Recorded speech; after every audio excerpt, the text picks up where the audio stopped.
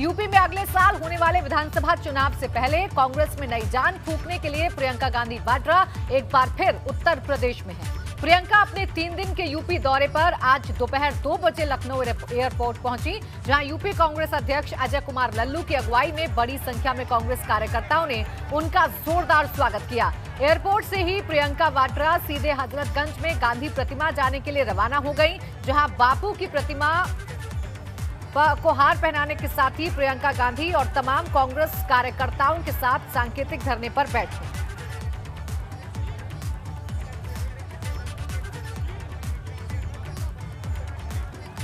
तो देखिए 3 तस्वीरें हम आपको दिखा रहे हैं। सबसे पहले जब एयरपोर्ट पर पहुंची प्रियंका गांधी वाड्रा तो जोरदार स्वागत कांग्रेस कार्यकर्ताओं ने उनका किया और अजय कुमार लल्लू एयरपोर्ट पर उन्हें रिसीव करने के लिए पहुंचे। एयरपोर्ट से ही सीधे हजरतगंज पहुंच गई प्रियंका गांधी वाड्रा और गांधी प्रतिमा पर सांकेतिक धरना दिया।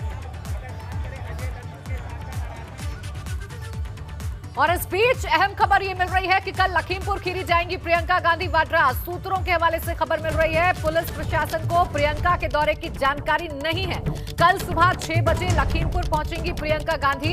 रेप पीड़ित लड़कियों के परिवार से प्रियंका गांधी मुलाकात करेंगी। तो ये अहम खबर इस वक्त की आपको बता रहे हैं। कल लखीमपुर खीरी जाएंगी प्रियंका गांधी और बड़ी बात यह है कि पुलिस प्रशासन को इस दौरे के बारे में कोई भी जानकारी नहीं दी गई है। सूत्र ये बता रहे हैं।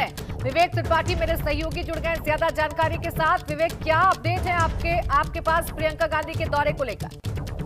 जी देखिए, कांग्रेस के बड़े नेताओं ने ये जानकारी दी है कि प्रियंका गांधी कल सुबह लखीमपुर पहुंचेंगी और पिछले महीने वहां पे 3 बच्चियों के साथ, नाबालिग बच्चियों के साथ रेप हुआ था, जिसको लेकर सियासत गर्म हुई थी और कांग्रेस ने इसको मुद्दा भी बनाया था। हालांकि इस मामले में 5 लोगों को गिरफ्तार करके पुलिस जेल भेज चुकी है, लेकिन ये मुद्दा कांग्रेस के लिए था और अजय कुमार लल्लू जो प्रदेश अध्यक्ष हैं कांग्रेस के, वो लखीमपुर गए थे और पीड़ित परिवार से मिले भी थे। और जिस तरह से महिला उत्पीड़न और महिला हिंसा पर लगातार कांग्रेस सरकार पर हमला कर रही है, प्रदेश सरकार को कटघरे में खड़ा कर रही है, उससे प्रियंका गांधी का इस तरह का दौरा ये तय था कि कहीं ना कहीं वो जहां महिला उत्पीड़न का मुद्दा कोई है और कोई ऐसी समस्या सामने आती है तो प्रियंका गांधी वहां जाएंगी, लोगों से मिलेंगी। ऐसा माना जा रहा था कि ये हो सकता है और इसी बात को लेकर कांग्रेस ने कल तैयारी की है। तो 6 बजे जानकारी मिल रही है कि सुबह 6 बजे प्रियंका गांधी निकलेंगी और सड़क मार्ग से निकलेंगी। उसके बाद सीधे वो लखीमपुर पहुंच के पीड़ित परिवार से संपर्क करेंगी। कांग्रेस के बड़े नेता जो प्रदेश के अध्यक्ष हैं, इसके अलावा जो विधानमंडल के सदस्य हैं और जो भी आराधना मिश्रा मोना है, वो सब उनके साथ में रहेंगी। सुबह 6 बजे हो जाएंगे। देखिए, अब पूरे यूपी के दौरे पर हैं प्रियंका गांधी और इसे चुनावी आगाज जरूर समझा जा सकता है। शुक्रिया तमाम जानकारी के लिए विवेक। तो देखिए, यूपी पहुंचते ही प्रियंका गांधी ने मुख्यमंत्री योगी आदित्यनाथ और भाजपा पर हमला बोल दिया है। प्रियंका गांधी ने यूपी सरकार पर पंचायत अध्यक्ष चुनाव में हिंसा फैलाने का आरोप लगाया। यही नहीं, कल पीएम मोदी की मुख्यमंत्री योगी आदित्यनाथ की तारीफ करने पर भी सवाल खड़े कर दिए। क्या कहा प्रियंका गांधी ने, सुनिए। मौन मैंने इसलिए रखा ताकि मेरे देशवासियों का ध्यान इस बात पर आकर्षित हो कि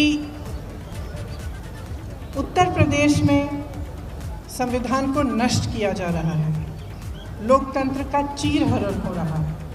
मैं पूछना चाहती हूँ कि ये कैसा विकासवाद है कि जब कोरोना की दूसरी लहर चल रही थी तब तो आपने पंचायत के चुनाव करवाए। उस समय कितने लोग कोरोना से संक्रमित हुए, कैसी व्यवस्था थी आपकी, कितने अध्यापक कोरोना से कितनों की मृत्यु हुई। इस तरह की जो अराजकता उत्तर प्रदेश की सरकार खुद फैला रही है, वे इसीलिए कर रही है क्योंकि ये पूरी तरह से नाकाम रही है। कोरोना की दूसरी लहर में इनकी व्यवस्था एकदम खत्म थी। आज प्रमाण पत्र मिल रहे हैं उनको अपने ही प्रधानमंत्री से। वहीं प्रियंका गांधी के बयान पर अब भाजपा ने भी पलटवार कर दिया है। भारत की राजकुमारी प्रियंका मैडम जी को बस इतना ही कहना चाहेंगे कि अगर उनको धरना देना है तो राजस्थान सरकार के खिलाफ दें, महाराष्ट्र में जा करके दें, पंजाब में जा करके दें। उत्तर प्रदेश से श्रेष्ठ कोरोना का प्रबंधन कांग्रेस शासित किसी भी राज्य में नहीं रहा। यूपी विधानसभा चुनाव की तैयारियों को लेकर भाजपा ने अपनी तैयारियां अब तेज कर दी हैं और इसी कड़ी में आज लखनऊ के पार्टी मुख्यालय में भाजपा कार्य समिति की अहम बैठक हुई। इस बैठक में सीएम योगी आदित्यनाथ, यूपी भाजपा अध्यक्ष स्वतंत्र देव सिंह, दोनों डिप्टी सीएम केशव प्रसाद मौर्य और दिनेश शर्मा के अलावा यूपी भाजपा के प्रभारी राधा मोहन सिंह समेत कई बड़े नेता मौजूद थे। यूपी भाजपा कार्य समिति की इस बैठक में भाजपा के राष्ट्रीय अध्यक्ष जगत प्रकाश नड्डा भी वर्चुअली शामिल हुए। जेपी नड्डा ने मुख्यमंत्री योगी आदित्यनाथ की सराहना करते हुए कहा कि कुछ साल पहले तक यूपी जातिवाद, भ्रष्टाचार, परिवारवाद और माफिया का गढ़ बना हुआ था, लेकिन योगी सरकार के पिछले 4.5 साल के कार्यकाल में यूपी देश का अव्वल राज्य बन गया है। आप याद कीजिए, यही उत्तर प्रदेश था आज से कुछ साल पहले यह तुष्टीकरण की राजनीति से ग्रसित था। यह तुष्टीकरण की राजनीति के जाल में जकड़ा हुआ था। यही उत्तर प्रदेश, अगर हम याद करेंगे तो जातीय आधार पर सत्ता को लेकर और सत्ता का दुरुपयोग करके किसी समाज के वर्ग को साथ देना और किसी समाज के वर्ग को प्रताड़ित करना, यह उत्तर प्रदेश का ऑर्डर ऑफ द डे हो चुका था। विकास नाम की चीज नहीं थी। जातिवाद, भाई भतीजावाद, भ्रष्टाचार, अनाचार, इसका अड्डा बना था वो उत्तर प्रदेश। और आज जब हम बात करते हैं तो हम ये गौरव के साथ कह सकते हैं कि Uttar Pradesh in the last 4 years has become a state. पिछले 4 साल में ये एक ऐसा प्रदेश बन गया है जो one of the leading states of the country बनकर के खड़ा हुआ है। इस बात को लखनऊ में आज भाजपा कार्य समिति की बैठक करते दौरान सीएम योगी ने कोरोना काल से लेकर 2017 से अब तक किए गए कामों की उपलब्धियों को गिनाया। साथ ही इस दौरान सीएम योगी ने विपक्ष पर भी जमकर वार किया। मुख्यमंत्री ने कहा कि विपक्ष भय का माहौल पैदा कर रहा है, देश विरोधी नारे लगाए जा रहे हैं।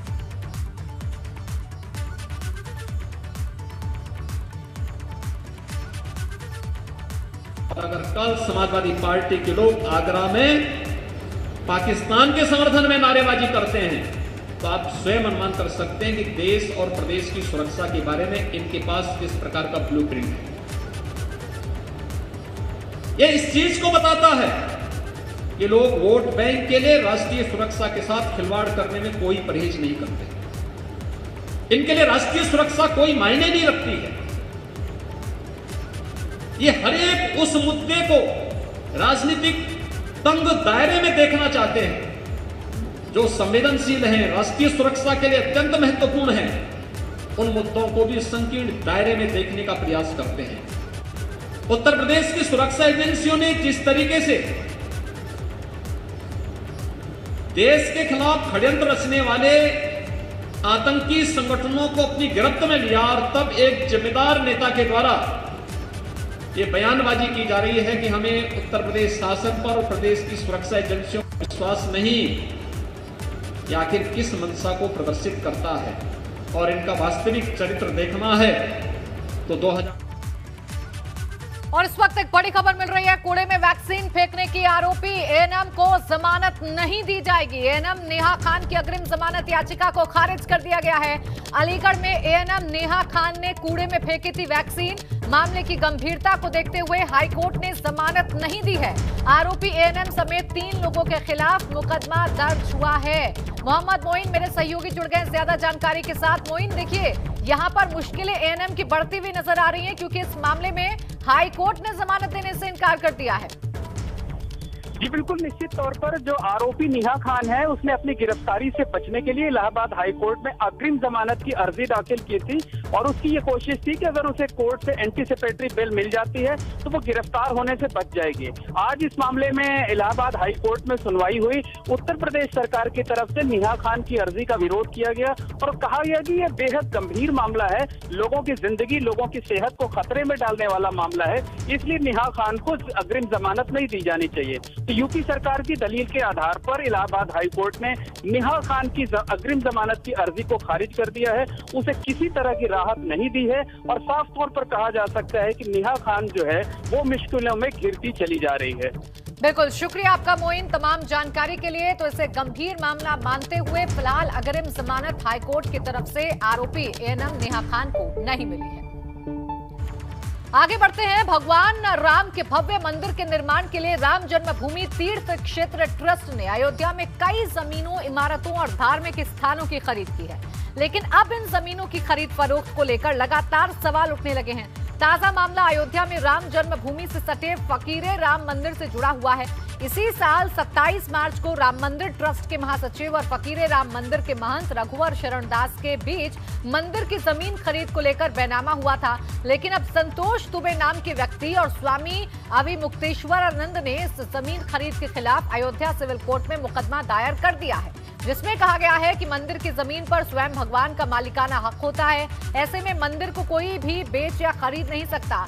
इसके बावजूद चंपत राय और फकीरे राम मंदिर के महंत रघुवर शरण के बीच जमीन का बैनामा हुआ और अब इस मामले में मुकदमा दायर कर संपत्ति को बेचने वाले रघुवर शरण के स्वामित्व के अधिकार को चुनौती दी गई।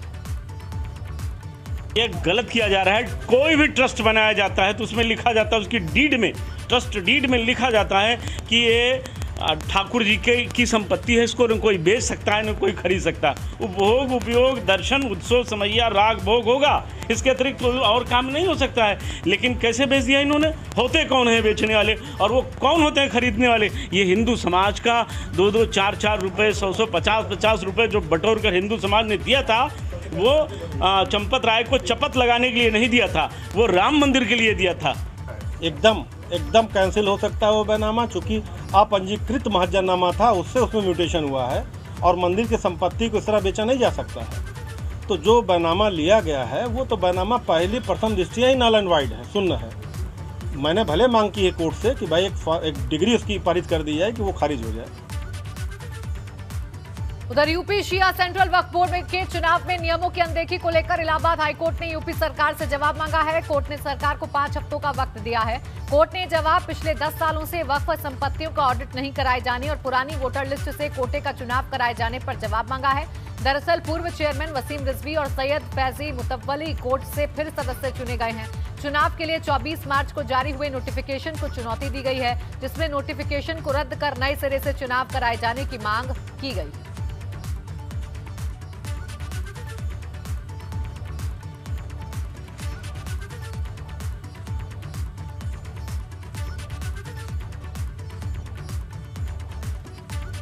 वक्फ का जो एक प्रोविज़न है जिसमें वोटर अपॉइंट होते हैं 2 मुतवल्ली, जो उन वक्फों के मुतवल्ली होते हैं जिनकी आमदनी साल भर में 1 लाख से ज़्यादा की होती है। तो ये चीज़ आमदनी 1 लाख से ज़्यादा है, ये ऑडिट में, ईयरली ऑडिट में तय होता है।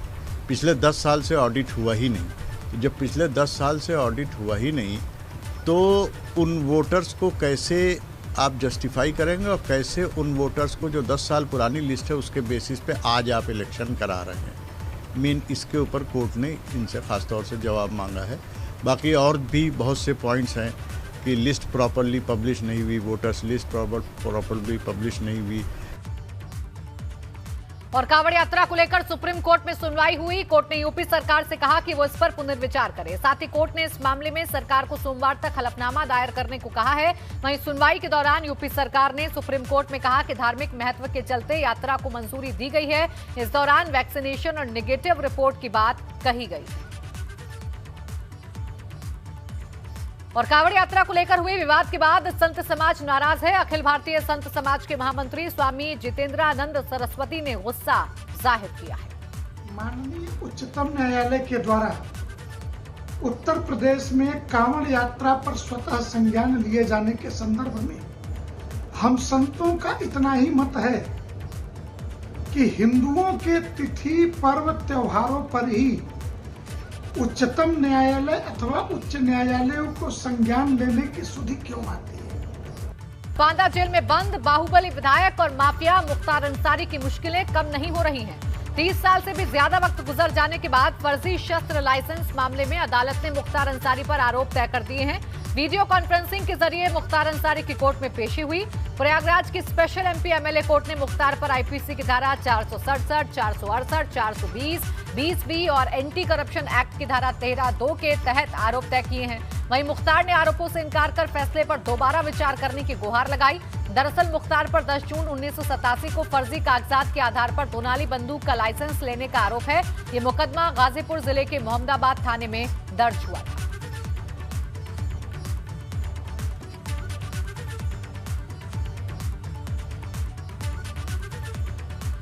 आगरा में कल सपा के विरोध प्रदर्शन में देश विरोधी नारा लगाने के मामले में पुलिस ने 5 लोगों को गिरफ्तार किया है। ये गिरफ्तारी वायरल वीडियो की जांच के आधार पर की गई है। दरअसल इस मामले में सपा नेता ने खुद की पुलिस से शिकायत की थी।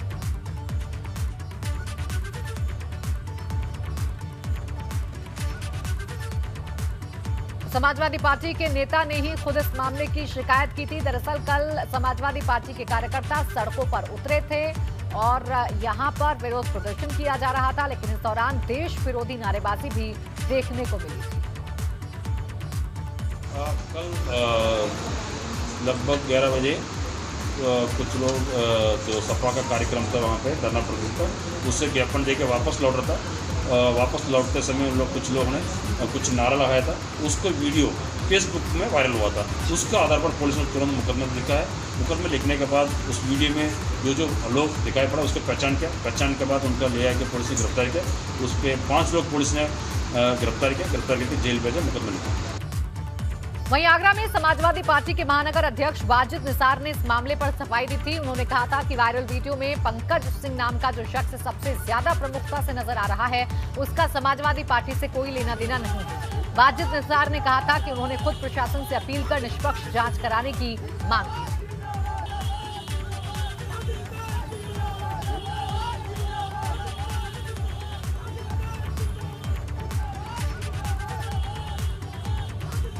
पूरे उत्तर प्रदेश में समाजवादी पार्टी ने कल प्रदर्शन किया था।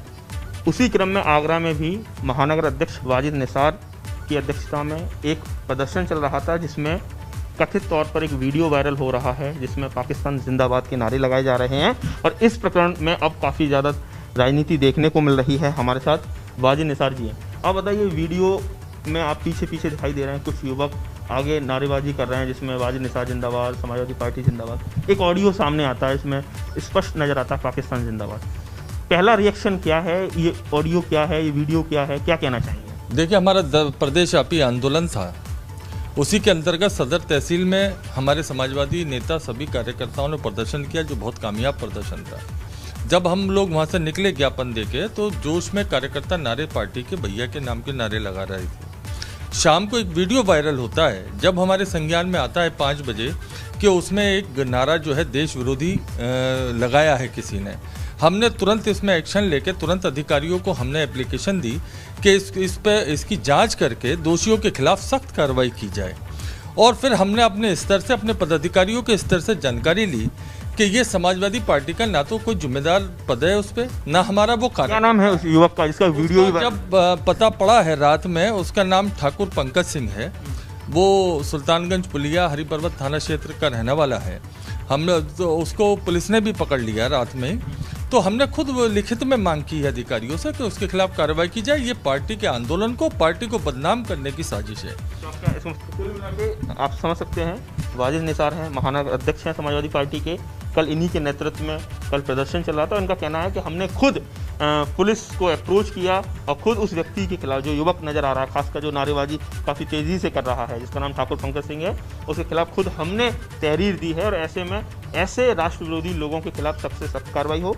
उस युवक का समाजवादी पार्टी से कोई लेना देना नहीं है, ये समाजवादी पार्टी की तरफ से स्पष्ट कर दिया है। लेकिन राजनीति काफ़ी तेज़ हो चली है और इस पूरे जब 2022 का जब चुनाव नज़दीक है, तो ऐसे इस तरह की वीडियो कहीं ना कहीं समाजवादी पार्टी के लिए एक बड़ा झटका तो ज़रूर है, क्योंकि बीजेपी को राजनीति करने का मौका मिलता है। आगरा से नितिन उपाध्याय, ABP।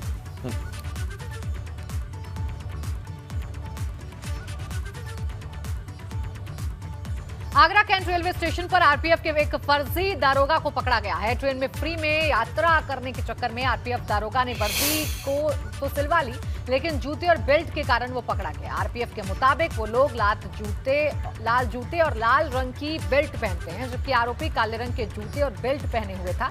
आरोपी का नाम आकाश मधुरिया है और वो ग्वालियर का रहने वाला है। फिलहाल जीआरपी ने आरोपी के खिलाफ मुकदमा दर्ज कर लिया है।